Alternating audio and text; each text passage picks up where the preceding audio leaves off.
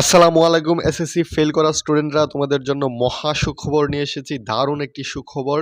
তোমরা যারা ফেল করেছো তোমাদেরকে পাশ করিয়ে দেওয়ার চিন্তা ভাবনা ইতিমধ্যেই চলতেছে, কারণ তোমরা ইতিমধ্যেই জানো যে শিক্ষা বোর্ডের প্রধান উপদেষ্টার পদত্যাগ চেয়ে আন্দোলন চলছে পুরো দেশেই। সেই আন্দোলন সফল হওয়ার পথে আছে।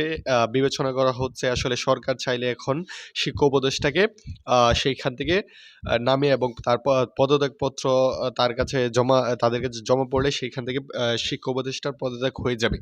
শিক্ষা মন্ত্রণালয়ের বিশেষ সিদ্ধান্ত অনুযায়ী এসএসসি 2025 এ যারা ফেল করেছিল তাদের সবাইকে পাশ করে দেওয়া হচ্ছে।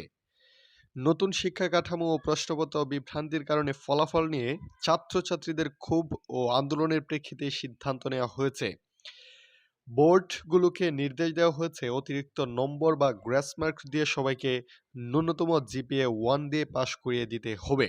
সো সেই জায়গাটা যদি শিক্ষা উপদেষ্টা চেঞ্জ হয়, তাহলে যেহেতু নতুন কাঠামোতে তোমাদের পরীক্ষাটা হয়েছিল এবং সেই সর্বশেষ তোমরা অনেকটা খারাপ রেজাল্ট করেছো, প্রায় 6.5 লাখ শিক্ষার্থী ফেল করেছো। সো সেই জায়গাটাই তোমাদেরকে বিবেচনা করা হবে।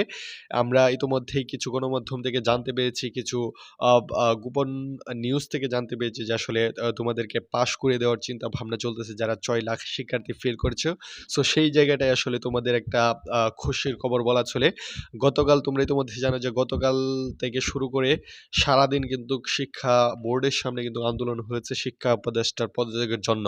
ঠিক আছে? সো সেই জায়গাটায় আসলে সব জায়গায় যে আগের যে নিয়মগুলো ছিল শেখ হাসিনার আমলে, যে পাশের হার ছিল 80%, 95%, 90%, সো সেই জায়গাটায় আনার চিন্তা ভাবনা আছে এবং এই যে শিক্ষা বোর্ডের উপদেষ্টা ছিলেন তাকে সরিয়ে নেওয়ার চিন্তা ভাবনা চলতেছে।